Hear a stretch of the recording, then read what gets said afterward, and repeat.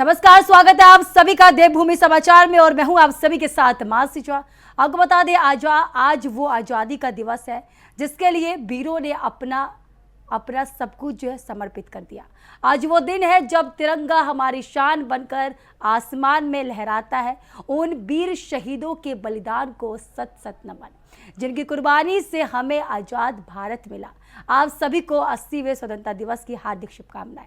देश के साथ उत्तराखंड में भी स्वतंत्रता दिवस का जश्न पूरे उत्साह और देशभक्ति के साथ मनाया जा रहा है। राजधानी देहरादून की बात की जाए तो देहरादून के परेड ग्राउंड में उत्तराखंड के मुख्यमंत्री पुष्कर सिंह धामी ने तिरंगा फहराया और प्रदेशवासियों को शुभकामनाएं दी।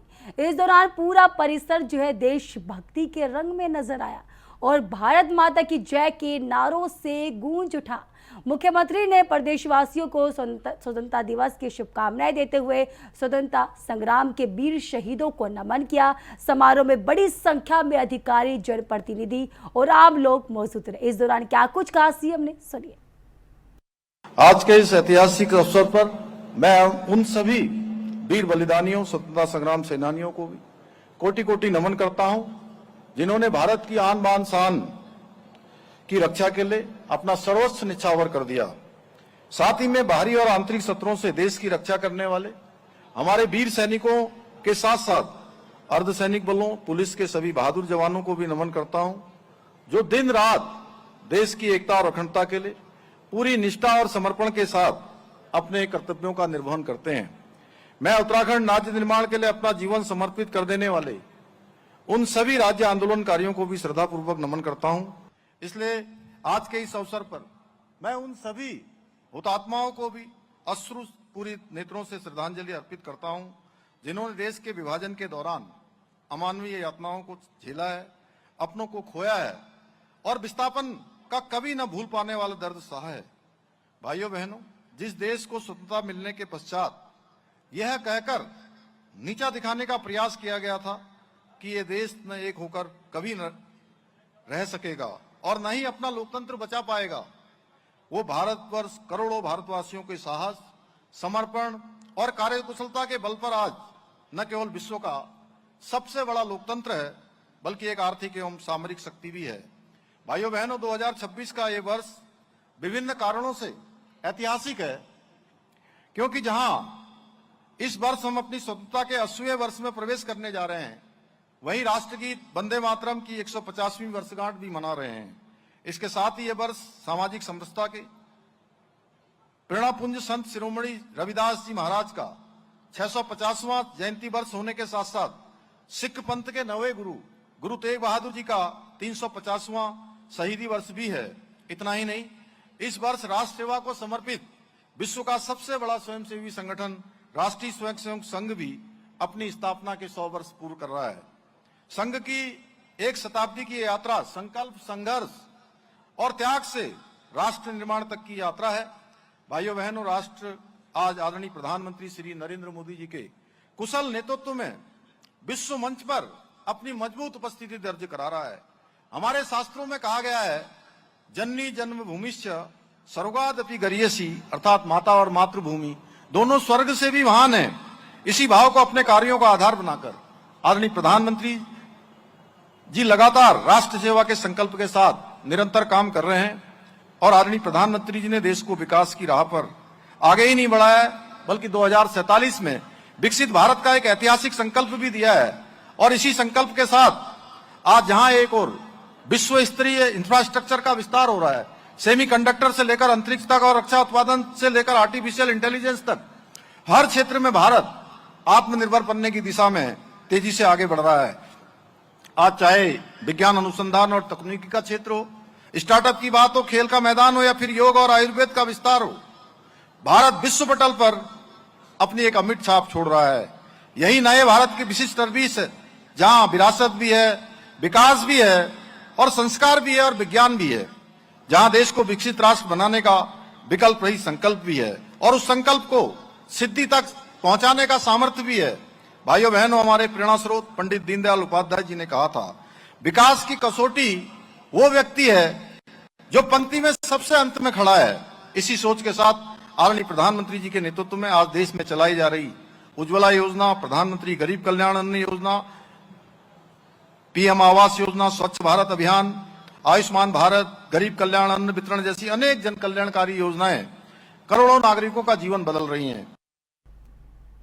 वही नजर डालते अगली खबर को बता दें आपको, उत्तराखंड में मुख्यमंत्री पुष्कर सिंह धामी ने वो कर दिखाया जो अब तक सिर्फ नेताओं के बयानों और वादों में हम सभी ने देखने को और सुनने को मिला था। लेकिन मुख्यमंत्री पुष्कर सिंह धामी ने राज्य में युवाओं के भविष्य के निर्माण के लिए युवा आयोग का गठन किया है। मुख्यमंत्री पुष्कर सिंह धामी ने परेड मैदान में स्वतंत्रता दिवस पर आयोजित कार्यक्रम में घोषणा करते हुए साफ तौर पर कहा कि राज्य सरकार युवा के उज्जवल भविष्य के लिए दृढ़ संकल्पित है। सीएम धामी ने कहा कि युवाओं के समग्र विकास के लिए यह आयोग कार्य करेगा और सरकार की मंशा की स्पष्ट है कि युवाओं की रोजगार से जुड़ने का कार्य तेज गति से हो रहा है।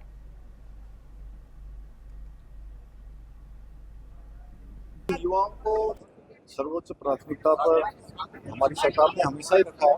युवाओं से संबंधित निर्णय हों, रोजगार से संबंधित बातें हों या 34,000 युवाओं को रोजगार मिलना हो पारदर्शी तरीके से, बिना पर्ची और बिना खर्ची के, बिना किसी भ्रष्टाचार के, बिना किसी नकल के या सख्त नकल का कानून लागू करना, हमने हमेशा युवाओं को आगे बढ़ाने के लिए वो सब काम किए हैं जो राज्य के हित में जरूरी है।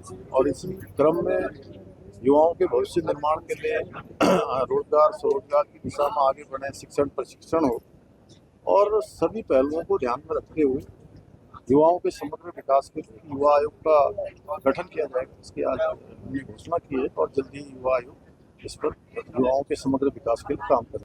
हरिद्वार जिला कलेक्ट्रेट में 80वें स्वतंत्रता दिवस के अवसर पर ध्वजारोहण समारोह आयोजित किया गया। जिलाधिकारी मयूर दीक्षित ने अधिकारियों की मौजूदगी में तिरंगा फहराया और देश के लिए बलिदान देने वाले शहीदों को श्रद्धांजलि दी। समारोह में स्वतंत्रता संग्राम सेनानियों और राज्य आंदोलनकारियों के परिजनों को सम्मानित किया गया। तो आपको बता दें, सांस्कृतिक कार्यक्रम में प्रस्तुति देने वाले छात्रों को भी जिलाधिकारी ने सम्मानित किया। इस दौरान जिलाधिकारी ने अधिकारियों और कर्मचारियों के विकास कार्यों और जन कल्याणकारी योजनाओं के प्रभावी क्रियान्वयन के लिए आपसी समन्वय और एकजुटता के साथ काम करने का आह्वान किया है। आपको बता दें, समारोह में देशभक्ति और सम्मान का माहौल पूरी तरीके से देखने को मिला। देश के 80वें स्वतंत्रता दिवस के समारोह पर पूरे जनपद में सभी कार्यालयों में, सभी मुख्यालयों में आज कार्यक्रम आयोजित किए गए हैं। आज जनपद मुख्यालय पर कलेक्ट्रेट में भव्य कार्यक्रम आयोजित किया गया और इस कार्यक्रम में हमारे जो स्वतंत्रता संग्राम सेनानी, उनके परिवार, राज्य आंदोलनकारी और उनके परिवार, साथ ही जो वॉर हीरोज़ हैं उनके परिवार, उन्होंने भी यहाँ पर प्रतिभाग किया। इसके साथ ही जो अच्छे कार्य करा है, जिन्होंने अभी रिसेंटली जो कावड़ मेले में SDRF, NDRF, पुलिस, आर्मी, वो जवान, उनके ऑफिसर्स भी आज प्रतिभाग किया। साथ ही बच्चों के द्वारा अच्छी प्रस्तुति भी दी गई। मैंने आज सभी से अनुरोध भी किया है कि जो हमारे जो स्वतंत्रता सेनानी हैं, जो जिनके बलिदान से हमारे देश को स्वतंत्रता प्राप्त हुई, उनके कर कमलों पे उन्होंने जो पद दिखाया था उस पर कार्य करें और साथ ही जो भी वृहद सफाई अभियान हमारे जनपद में भी चल रहा है उसमें सभी लोग प्रतिभाग करें। इसके साथ ही विभिन्न योजनाओं के क्रियान्वयन में सभी लोग प्रतिभाग करें ताकि हमारे जनपद में जितनी योजनाएं हैं उसके लाभार्थियों को सही लाभ मिल सके और साथ ही लोगों की जो समस्या है उसका समाधान सुनिश्चित है। तो वही 80वें स्वतंत्रता दिवस के अवसर पर उत्तराखंड विधानसभा के अध्यक्ष विधानसभा परिषद में ध्वजारोहण किया और प्रदेशवासियों को शुभकामनाएं दी। उन्होंने स्वतंत्रता संग्राम के वीर शहीदों और सेनानियों को नमन करते हुए कहा कि आज हम स्वतंत्र भारत में सांस ले रहे हैं और उनके सर्वोच्च बलिदान का परिणाम है। उन्होंने साफ तौर पर कहा कि देश को आगे बढ़ाने के लिए स्वतंत्रता सेनानियों के सपनों को साकार करने की दिशा में निरंतर प्रयास करना होगा। विधानसभा अध्यक्ष ने विश्वास जताया कि सभी के सहयोग से भारत विकसित और आत्मनिर्भर राष्ट्र बनने की दिशा में तेजी से आगे बढ़ेगा।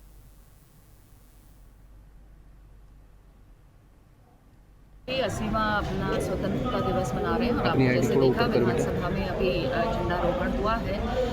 मैं सभी को शुभकामनाएं और बधाई देती हूँ और नमन करती हूँ शहीदों को जिन्होंने अपना सर्वोच्च बलिदान दिया और आज हम स्वतंत्र भारत में स्वतंत्रता से सांस लेते हुए घूम रहे हैं। उन सभी को प्रणाम और नमन करना चाहूँगी और आशा करूँगी कि हम सभी लोग जो सपने हमारे स्वतंत्रता सेनानियों ने देखे थे उन सपनों को पूरा करने में आगे निरंतर लगातार करते रहेंगे और एक विकसित भारत की ओर हम लोग आगे बढ़ेंगे। सभी को एक बार फिर बहुत सारी बधाई और शुभकामनाएं। वही नजर डालते अगली खबर को बता दें, छात्रों और युवाओं के मुद्दों पर उत्तराखंड में भाजपा और कांग्रेस के बीच सियासी बयानबाजी कहीं न कहीं तेज होती हुई नजर आ रही है। तो वहीं इसी बीच भाजपा नेता सुबोध उनियाल ने कांग्रेस पर युवाओं के मुद्दों को राजनीतिक हथियार बनाने का आरोप लगाया है। तो वहीं कांग्रेस प्रदेश प्रवक्ता प्रतिभा सिंह ने पलटवार करते हुए कहा कि सुबोध उनियाल अधूरी जानकारी आधार पर बयान दे रही है। उन्होंने कहा कि राहुल गांधी रांची की घटना की निंदा कर चुके हैं और युवाओं के अधिकारों के लिए कांग्रेस लगातार आवाज उठा रही है। तो ये आपको बता दें, प्रतिभा सिंह ने आरोप लगाया कि भाजपा युवाओं के कांग्रेस से जुड़ने को लेकर काफी ज्यादा बौखला चुकी है।